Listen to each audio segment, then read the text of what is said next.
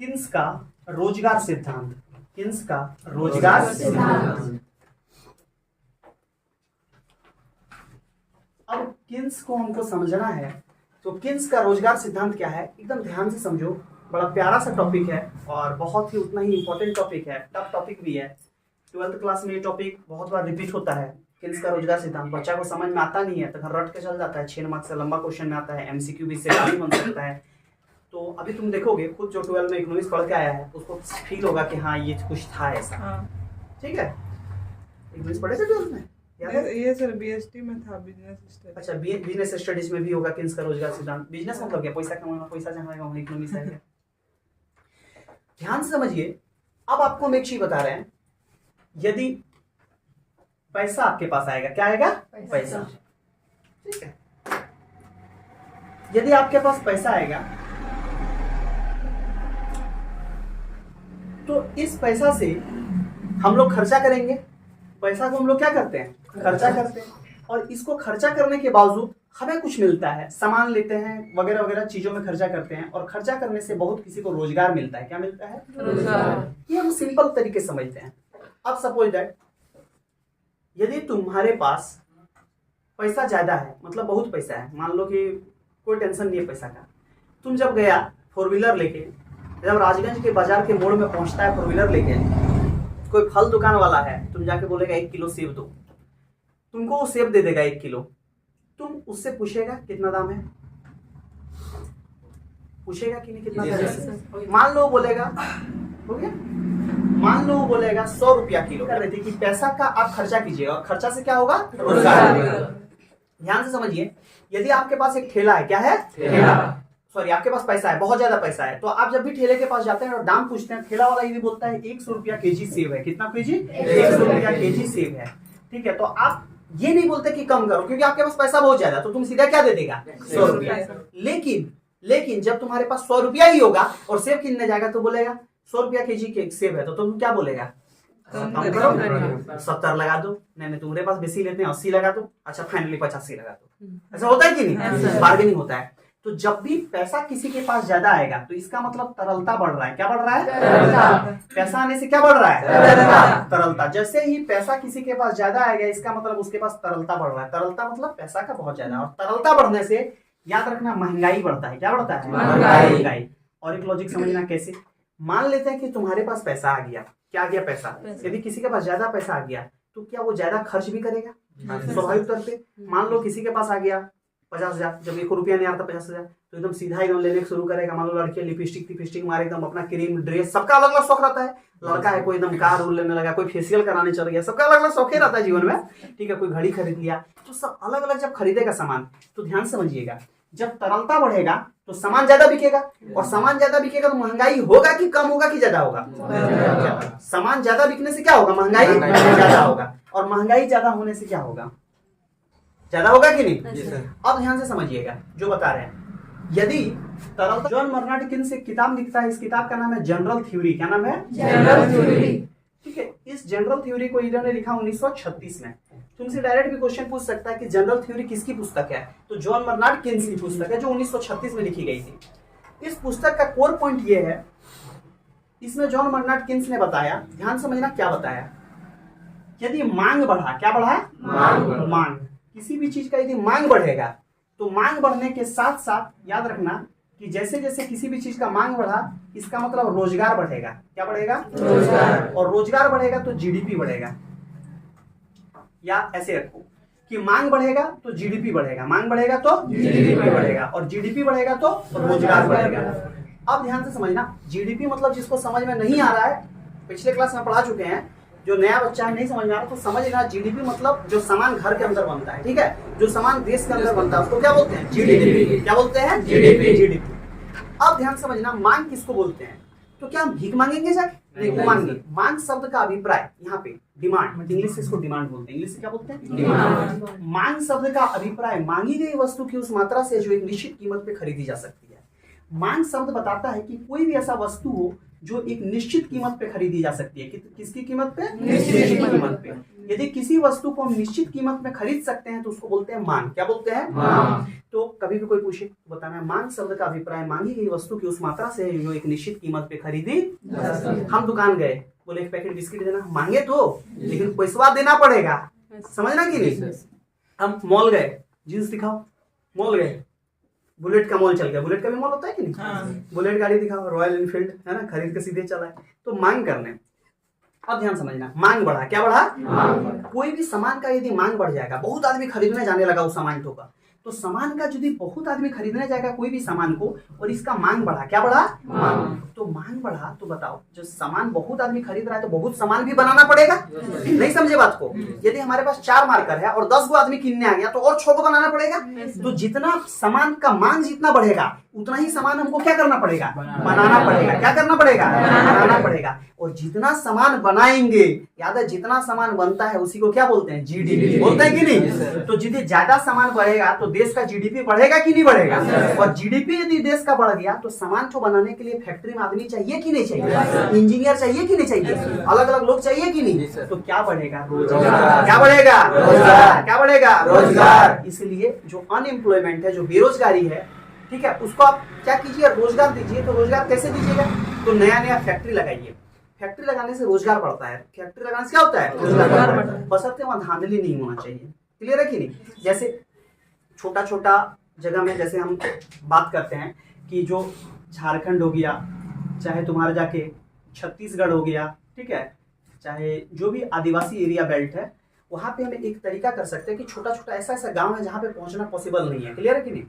तो हम क्या कर सकते हैं, मान लीजिए किसी जगह पे टमाटर का बहुत ज्यादा खेती हो रहा है। किसका? टमाटर का। तो क्या हम वहां पे कोई भी ऐसा जगह में, छोटा सा जगह में, क्या हम सॉस फैक्ट्री नहीं लगा सकते हैं? क्या लगा देंगे? Sauce factory. ये जैसे हम सॉस फैक्ट्री लगाएंगे तो ध्यान समझिए कि 2 चीज होगा कि टमाटर को क्यों देख रहा है, टमाटर जब उगता है तो हमारे यहाँ जब तक टमाटर बड़ा होता है तो टमाटर फिर पचने लगता है, तो व्यापारी 2 टका और 3 टका किलो ले जाता है। तो हम इसको क्यों ना टमाटर को सॉस फैक्ट्री को दे दें और सॉस फैक्ट्री सॉस बनाएगा। लाल कलर का सॉस आता है, वो सॉस क्यों बाहर से मंगवाया जाए? क्यों ना हमारे झारखंड, छत्तीसगढ़ और लोकल एरिया में सॉस बने, जहां का भी एरिया है। तो जब ऐसे सॉस बन जाएगा इस फैक्ट्री से, मान लो कहीं पे आलू ज्यादा हो रहा है तो क्या उस आलू को हम लोग कटिंग करके चिप्स बना सकते हैं कि नहीं? बेचा जा सकता है कि नहीं? पैकेटिंग कर सकते हैं कि नहीं? अब तुम देखेगा, अभी एक न्यू में मांग चल रहा है धान, अभी चावल, वो भी ढेंकी से कुटा हुआ चावल, जो खाने में बहुत अच्छा लगता है। ढेकी समझते हो? तो मशीन से जो कुटाता है ना, वो क्या होता है, लकड़ी की सहायता से वो ढेकी बना रहता है, ठीक है, और उससे हम लोग क्या करते हैं, धान कूट करते हैं। तो अभी डिमांड इसका बहुत ज्यादा हो रहा है, ये चावल खाने में भी अच्छा लगता है। क्लियर है कि नहीं? तो क्या करना है, तो हम लोकल एरिया में क्या नहीं कर सकते हैं कि मान लो कोई आदमी है तो 20-25 को ढेकी लगा दिए, और जब भी उसको लेडीज को मन करे वो आके धान कूट दे, वहां पे चावल मेरा रहेगा, मतलब जो फैक्ट्री लगाएगा उसका रहेगा। जैसे वो चावल कूटी और कूटने मान लो घंटा वाइज बांध दो कि यदि तुम 1 घंटा कूटा तो तुमको इतना पैसा मिल जाएगा, और कूटने के बाद उस चावल को हम पैकेटिंग करके बाजार में बेच सकते हैं कि नहीं? क्या करके? पैकेटिंग करके बेच सकते हैं कि नहीं बेच सकते हैं? तो इससे क्या होगा कि हमारा जीडीपी भी ग्रोथ करेगा, साथ में हमको रोजगार भी मिल गया। क्लियर है कि नहीं? लोकल स्तर पे मिलेगा कि नहीं? और भी काम कर सकते हैं। लोकल स्तर पे हम क्या कर सकते हैं, तो लोकल स्तर पे हम छोटी छोटी चीजों को इंस्टीट्यूशन बना सकते हैं, कोई रहेगा। तो इससे क्या होगा, जीडीपी बढ़ेगा, और जीडीपी बढ़ने से रोजगार बढ़ेगा। इनडायरेक्टली एक ही चीज है, यदि किसी चीज का मांग बढ़ेगा, कोई सामान का ज्यादा मांग बढ़ने लगा तो उसका जीडीपी भी बढ़ेगा और उसका रोजगार भी बढ़ेगा। जैसे तुम देखेगा, पहले जब आज से बहुत साल पहले, 10 साल पहले, लोग चौक से बोर्ड में पढ़ाता था, ब्लैक बोर्ड में। ब्लैक बोर्ड में जब चौक से पढ़ाता था, उस समय चौक का मांग बहुत ज्यादा था, तो चौक का फैक्ट्री भी बहुत ज्यादा लगा। उसके बाद व्हाइट बोर्ड आ गया, मार्कर आ गया, तो मार्कर फैक्ट्री आया, और मार्कर जैसे फैक्ट्री लगाएगा अपना तो लोगों को काम मिला होगा कि नहीं? तो देखो, जब मार्कर बना तो देश का जीडीपी बढ़ा, और साथ में लोग काम किया तो उसको क्या मिला? रोजगार मिला। इसके बाद डिजिटल बोर्ड आ गया, क्या गया? तो डिजिटल बोर्ड में इंजीनियर लोग का काम बढ़ गया, या जो IITI वगैरह किया है, जो मतलब टेक्निकल चीज जानता है, वो लोग का काम बढ़ा कि नहीं बढ़ा? अब इस बोर्ड में किसी का जरूरत नहीं है, आराम से तुम पढ़ाओ, सब आ रहा है, ठीक है। लेकिन डिजिटल बोर्ड में जब पढ़ाएगा तो उसका मैनेजिंग होना चाहिए, समय समय पर उसका टेक्नोलॉजी को देखने वाला होना चाहिए, तो उसमें बहुत सारा आदमी को रोजगार मिल जाता है। मिलता है कि नहीं मिलता है?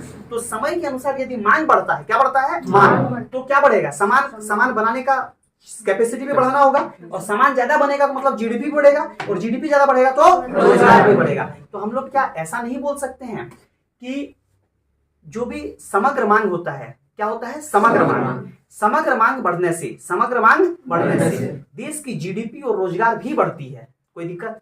बोल सकते हैं कि नहीं बोल सकते हैं? तो समग्र मांग होता क्या है, ध्यान समझना। समग्र मांग, हम जब भी समग्र मांग की बात करेंगे, समग्र मांग, इसको इंग्लिश से बोलते हैं एग्रीगेट डिमांड। इसको याद रखना, एडी क्या बोलेंगे? AD, aggregate demand. ठीक है, एग्रीगेट डिमांड। एग्रीगेट मतलब समग्र, डिमांड मतलब मांग, समन मांग। अब ध्यान से समझ लो, समग्र मांग होगा तो कैसे होगा?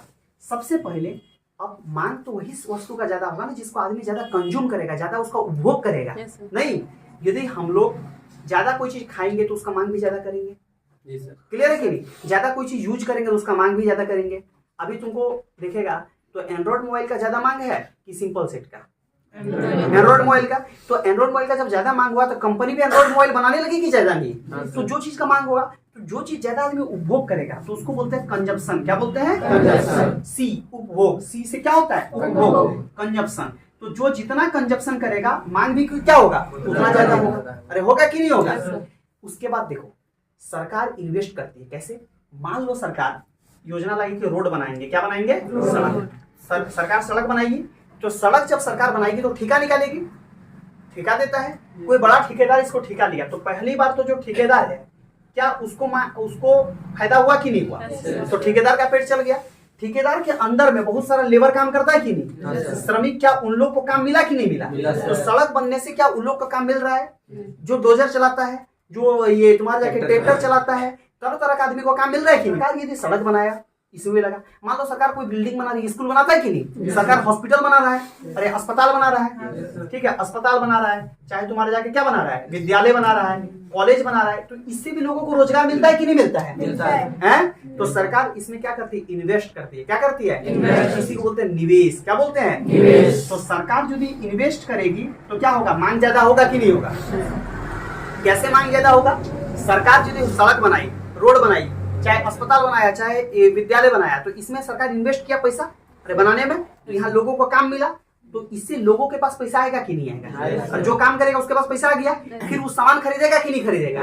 तो इकोनॉमिक्स गोल गोल है, कोई दिक्कत नहीं है। समझ में आ रहा है कि नहीं? कॉमन सेंस का सब्जेक्ट है। तो जितना निवेश होगा, इन्वेस्टमेंट होगा, जितना उपभोग होगा, तो उतना ही क्या बढ़ेगा? मांग बढ़ेगा। क्या बढ़ेगा? और जितना मांग बढ़ेगा उतना क्या बढ़ेगा? जीडीपी। जितना जीडीपी बढ़ेगा उतना क्या बढ़ेगा? रोजगार। सब रिलेटेड है कि नहीं है? तो इसके बाद क्लियर है कि नहीं? इन्वेस्ट होता है, एक पता है उपभोग, उपभोग को क्या बोलते हैं? सी, और एक क्या बोलते हैं? निवेश, निवेश को क्या बोलते हैं? आई। नहीं याद रखा वो याद रखना, सी आई। क्या याद रखना? उपभोग निवेश, उपभोग निवेश। उपभोग बढ़ेगा, मांग बढ़ेगा कि नहीं? निवेश बढ़ेगा, मांग बढ़ेगा कि नहीं? और निवेश घट गया तो मांग घटेगा कि नहीं घटेगा? उपभोग घटेगा तो मांग घटेगा कि नहीं घटेगा? जैसे मान लो मछली का पूरा उत्पादन हो रहा है। किसका उत्पादन हो रहा है? मछली। और गुहार कर दो कि मछली बीमारी आ गया, खाएगा मरेगा, कोई खरीदेगा? कभी तुम दाम गिरा तो खरीदेगा? नहीं खरीदेगा। तो इसीलिए देखना कि सी जैसे उपभोग बढ़ेगा, निवेश का मात्रा बढ़ेगा, वैसे ही क्या बढ़ेगा? मांग। और मांग बढ़ने से क्या बढ़ेगा? और रोजगार बढ़ने से क्या बढ़ेगा? जीडीपी। सब रिलेटेड है। या जीडीपी बढ़ेगा तो रोजगार बढ़ेगा। अब ध्यान समझना, इसके अलावा जी से गवर्नमेंट खर्च। गवर्नमेंट खर्च, सरकारी खर्च भी बढ़ने से बनता है। जैसे सरकार दो तरह से खर्च करती है, एक तो पता है निवेश कर देगा। क्या कर देगा? अच्छा, ये निवेश सरकारी भी हो सकता है और प्राइवेट भी हो सकता है। क्लियर है कि नहीं? यदि हमको निवेश करने का मन किया तो हम एक फैक्ट्री बना दिए, बिजनेसमैन बन गए, तो उससे भी तो लोगों को रोजगार मिलेगा। रिलायंस में बहुत आदमी काम कर रहा है कि नहीं? टाटा में बहुत आदमी काम कर रहा है कि नहीं? वेदांता में बहुत आदमी काम कर रहा है कि नहीं? उषा मार्टिन में बहुत आदमी काम कर रहा है कि नहीं? कई फैक्ट्रियां तुमको मिलेगा जिसमें बहुत आदमी नौकरी कर रहा है, तो उसको नौकरी मिल रहा है। क्या मिल रहा है? नौकरी। तो नौकरी इन्वेस्टमेंट भी तो किया। एक होता है सरकारी खर्च। सरकारी खर्च निवेश की तरह भी हो सकता है और सरकारी खर्च मदद की तरह भी हो सकता है। जैसे मान लो सरकार कोई योजना ले आया और बोलेगा तुमको देंगे महीना 5,000 टका बेरोजगारी भत्ता। क्लियर है कि नहीं? तो 5,000 दिया तो 5,000 तुम क्या बैंक में जमा रखेगा? उस पैसा से तुम कुछ खरीदेगा? तो जो सामान खरीदेगा क्या उसका मांग हुआ कि नहीं? तो उसको कोई बनाएगा कि नहीं? बनाया तो मतलब उसका पैसा आया कि नहीं? और रोजगार मिला कि नहीं मिला? क्लियर है? तो एग्रीगेट मांग, समग्र मांग के लिए तीन चीज अभी तक महत्वपूर्ण देखे। एक देखे उपभोग, एक देखे निवेश, एक देखे सरकारी खर्च।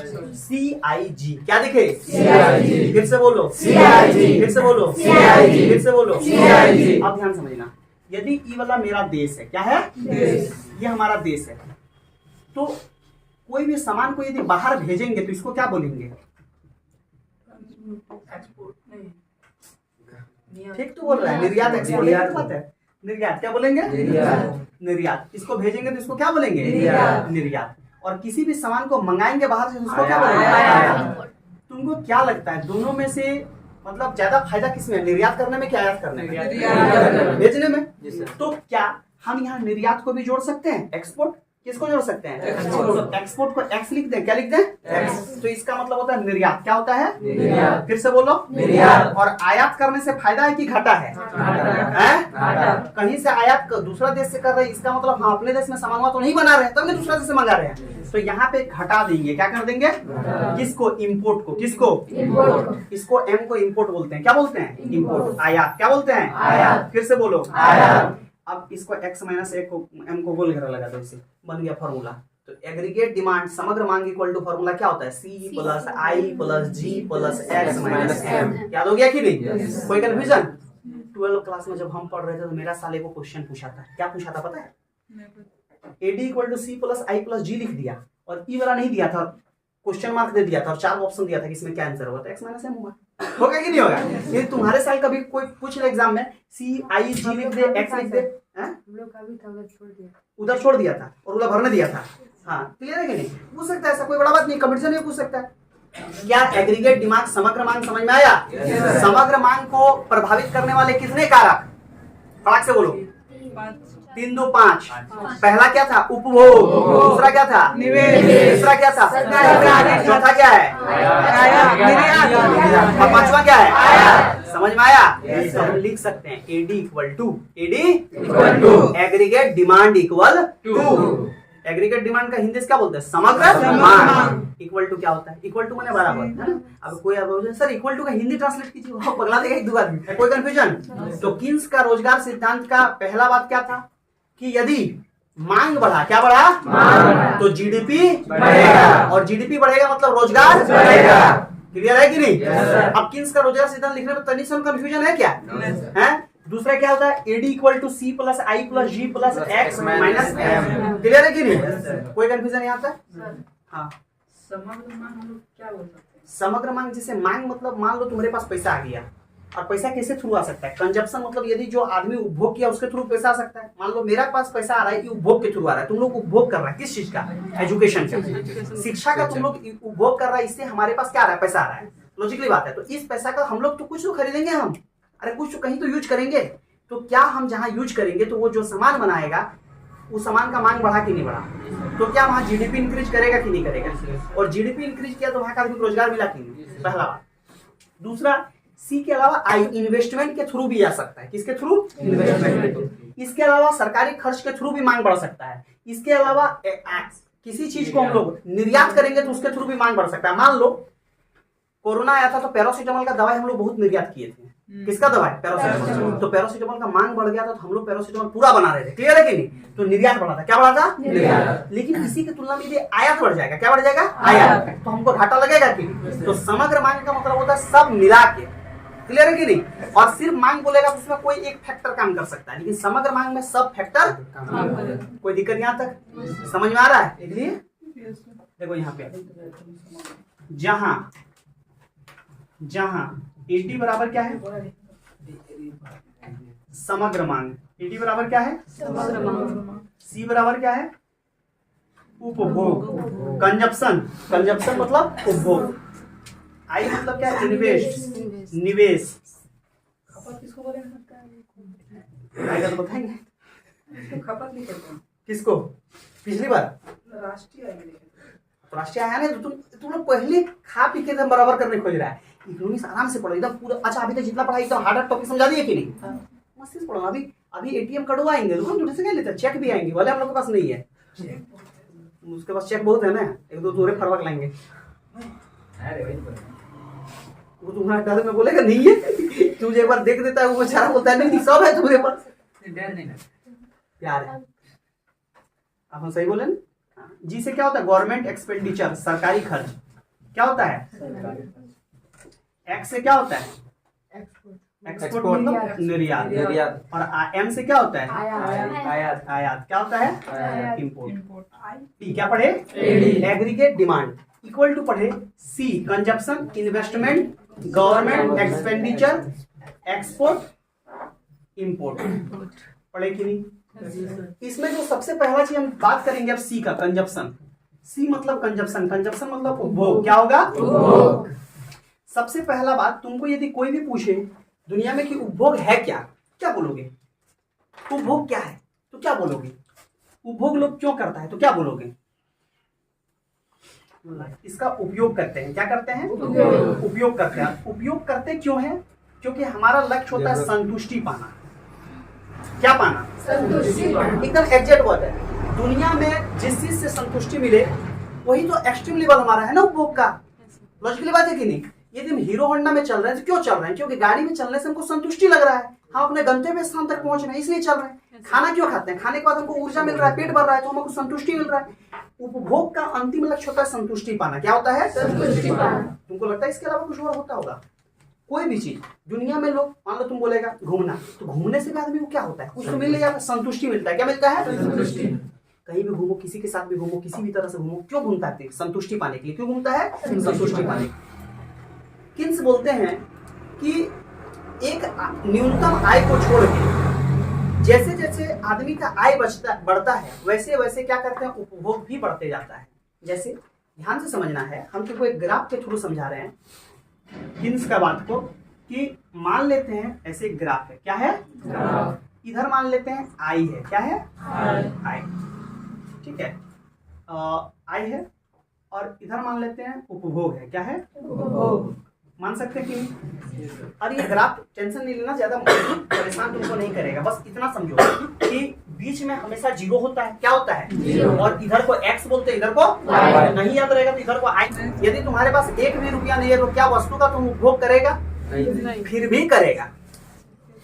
खाना तो खाएगा, तो क्या वस्तु का उपभोग नहीं हो रहा है? भले तुम्हारे पापा का पैसा सारा, लेकिन उपभोग तो हो रहा है ना। तो एक मिनिमम स्तर पे हम लोग उपभोग करते हैं, भले पैसा ना हो। तो मान लेते हैं कि यदि हमारे पास 0 रुपया भी हो तो हम इतना उपभोग कर रहे हैं वस्तु का। क्लियर है कि नहीं? अब मान लो इतना उपयोग कर रहे हैं बाप के चलते। किसके चलते? अब पैसा ज्यादा कमाने लगे। मान लो कमा लिए हम, यहाँ पे कुछ भी कमा लिए, ज्यादा कमा लिए, 10 लाख। कितना कमा लिए? अब 10 लाख जैसे कमाए, अब खाने का एक्स्ट्रा चीज भी हम लोग देखेंगे। खाने के अलावा क्या देखेंगे? गाड़ी खरीदना है, जो अपना शौक है, कहीं जाना है। तो धीरे धीरे हमारा उपभोग का स्तर क्या हुआ? यहाँ आ गया। क्लियर है कि नहीं? अब मान लो जैसे 20 लाख कमाए तो इसके बाद क्या हुआ? उपभोग का स्तर यहाँ आ गया। क्लियर है? तो धीरे धीरे ऐसे उपभोग का स्तर क्या होता है? बढ़ते जाता है। लेकिन अब ध्यान समझना, 50 लाख कमा लिए तो उपभोग का स्तर फिर भी बढ़ेगा, लेकिन अब उतना नहीं बढ़ेगा। मतलब शुरुआत में क्या होगा? एकदम कम रहेगा। अब सोचो कोई चीज, इंसान का आय बढ़ेगा। क्या बढ़ेगा? तो उपभोग भी क्या हो रहा है? बढ़ रहा है कि नहीं बढ़ रहा है? अब मान लो कोई 1 करोड़ कमा लिया तो क्या उसका बहुत ज्यादा उपयोग होगा? नहीं। एक समय के बाद उपभोग रुक जाता है। एक समय के बाद उपभोग क्या होता है? मान लो यहाँ पे उपभोग आके बस यहाँ के बाद बढ़ेगा, लेकिन स्लो है। यहाँ तक हाइस्ट गया, मान लो यहाँ 1 करोड़। कितना मान लिए? 1 करोड़। इसके बाद उपभोग एकदम धीरे धीरे जाएगा। ठीक है, या ना के बराबर जाएगा। क्लियर है बात?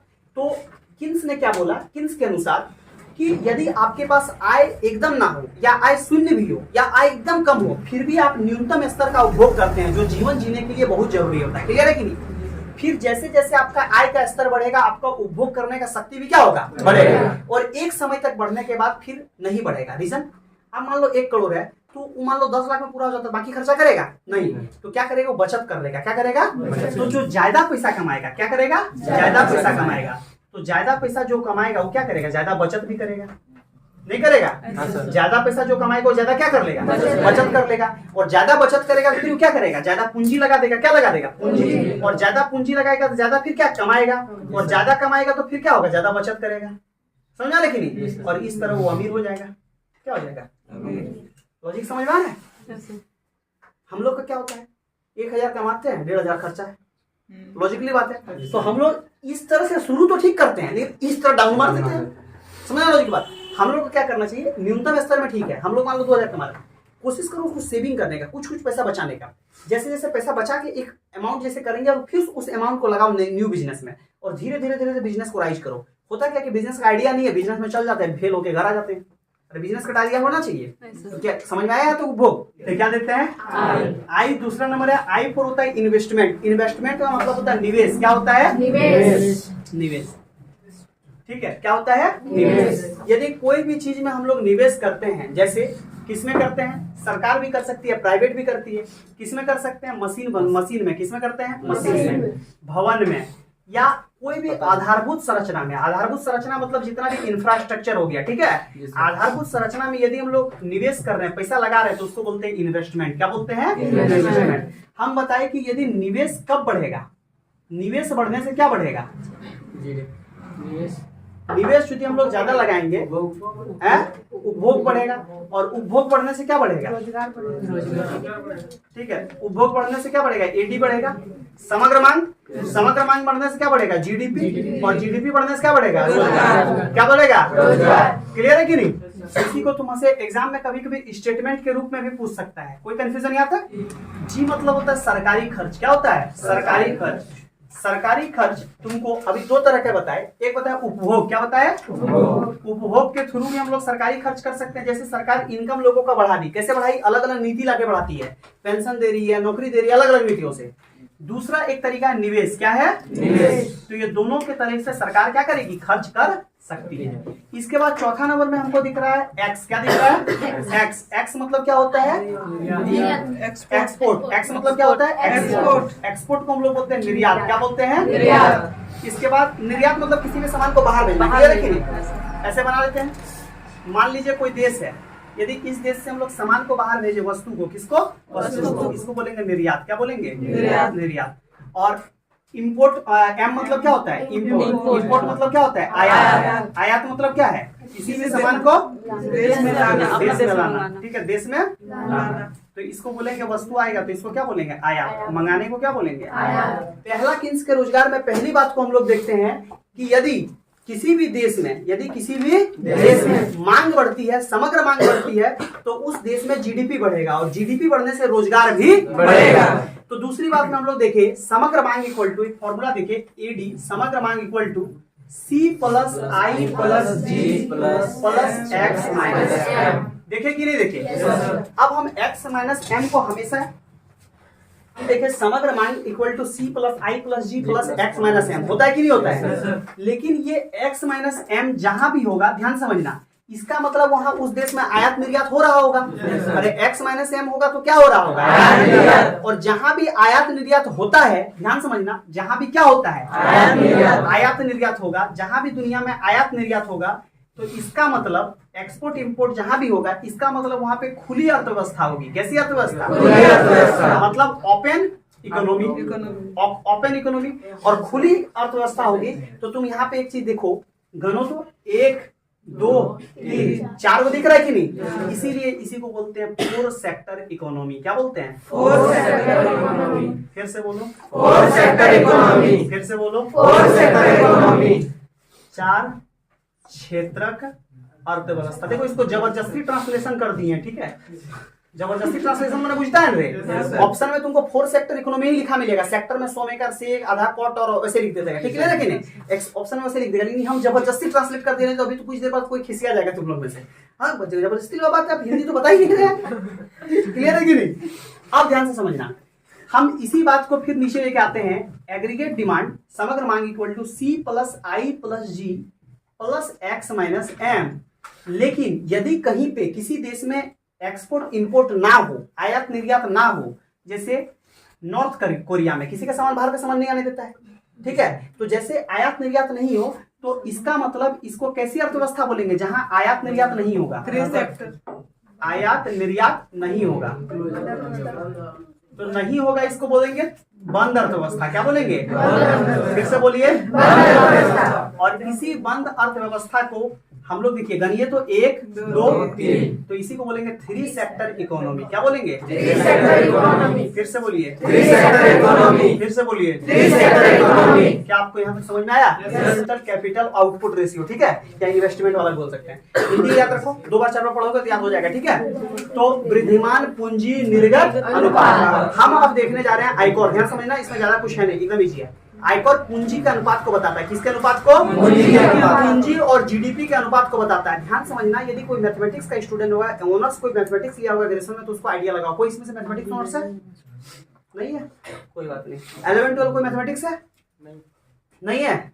वैसे बात से बोला दिया क्या? छोटा के मैथ पढ़ लिया मेरे पास और बोलता है नहीं है। तुम जब 11 क्लास में पढ़ा होगा तो तुम कुछ बोलना नहीं, ये बोलेगा 11 में आप ही तो ऑप्शन लिखे थे दुनिया भर का।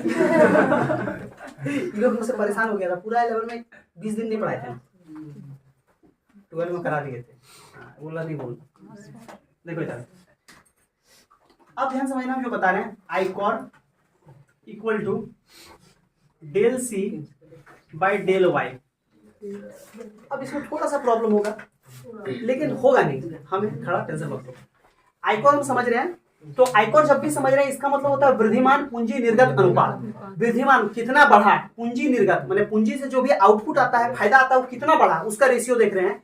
आइकॉर इक्वल टू फॉर्मूला होता है del C by del Y. Del C मतलब हो गया पूंजी में परिवर्तन, पूंजी में परिवर्तन, और डेल वाई मतलब हो गया जीडीपी में परिवर्तन।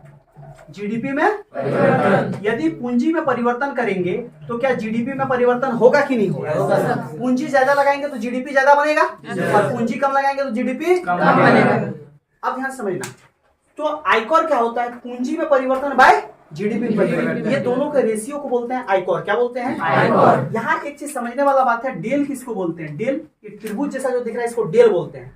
डेल मतलब बोलते हैं हल्का बदलाव। क्या बोलते हैं? हल्का बदलाव। जैसे तुम पढ़ा होगा कहीं पे, मान लो, ध्यान समझना, पढ़ा होगा कभी, मान लो कहीं पे ऐसे डी लिखा है। क्या लिखा है? डेल से डेल डी हुआ, इसका मतलब इसमें हल्का बदलाव हुआ है। क्या हुआ है? हल्का बदलाव। मतलब इससे हल्का क्या होगा? चेंज हो गया। क्या हो गया? चेंज हो गया।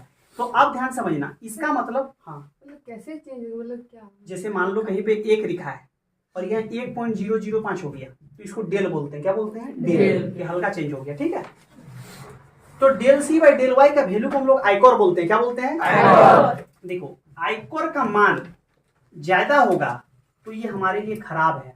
ठीक है, खराब अर्थव्यवस्था है। और आयकर का मान यदि कम होगा तो ये क्या है? अच्छी है। क्लियर है कि नहीं? तो तुमको सिर्फ याद रखना है कि आयकर का वैल्यू यदि ज्यादा दिया, ठीक है, तो खराब होगा, और कम दिया तो अच्छा होगा। इसका मतलब सबसे अच्छा अर्थव्यवस्था कब होगा? जिसका वैल्यू सबसे कम होगा। तो ये वाला होगा सबसे अच्छी अर्थव्यवस्था। क्या इस तरह का क्वेश्चन आएगा, तुम नहीं सॉल्व कर पाएगा? ये क्वेश्चन इसलिए लिख के दिखा दिए, क्वेश्चन कोई भी किताब में तुमको नहीं मिलेगा, खोज के देख लेना, कोनो कंपटीशन किताब में नहीं मिलेगा। ये फिर भी इसलिए लिखा दिया ताकि थोड़ा सा चलो, आ गया तो आ गया, नहीं आया तो कोई बात नहीं, चले तो शाम, चले तो चांद तक, ना चले तो शाम तक। क्लियर है कि नहीं? क्वेश्चन आया तो ठीक है, नहीं आया तो कॉपी में धरा है। कोनो इतना अजीब चीज है क्या? सिंपल बता जाए, आयकर अनुपात है। किसका अनुपात है? उत्पादकता का और जीडीपी, सॉरी पूंजी का और जीडीपी का। आयकर अनुपात है पूंजी का और जीडीपी का, दोनों के अनुपात से हम निकालते हैं आयकर। आयकर यदि आयकर का वैल्यू यदि ज्यादा रहेगा तो इसका मतलब खराब उत्पादकता है, खराब अर्थव्यवस्था है। और आयकर का वैल्यू कम रहेगा, इसका मतलब अच्छी अर्थव्यवस्था है, अच्छी उत्पादकता है। कोई कंफ्यूजन नहीं आता? क्या आयकर क्लियर हुआ? कॉपी कर रहा है, किया है। तो मानव विकास सूचकांक है, ये एचडीआई रिपोर्ट होता है, और इसकी जो शुरुआत हुई थी, इसको जो जारी करता है वो कौन जारी करता है? तो यूएनडीपी। कौन जारी करता है? यूएनडीपी। ठीक है, इसको जारी करता है यूएनडीपी। ये शुरुआत कब से हुआ? तो ये शुरुआत हुआ था 1990 से। कब से हुआ था? 1990 से। ठीक है, इसमें क्या क्या देखा जाता है? जीवन प्रत्याशा देखा जाता है, लोग कितना पढ़ा है, वो सब देखा जाता है। 2-3 आयाम है, 3 आयाम है। इसके बाद हम देखेंगे तो भारत का जो भी एचडीआई में रैंक 134।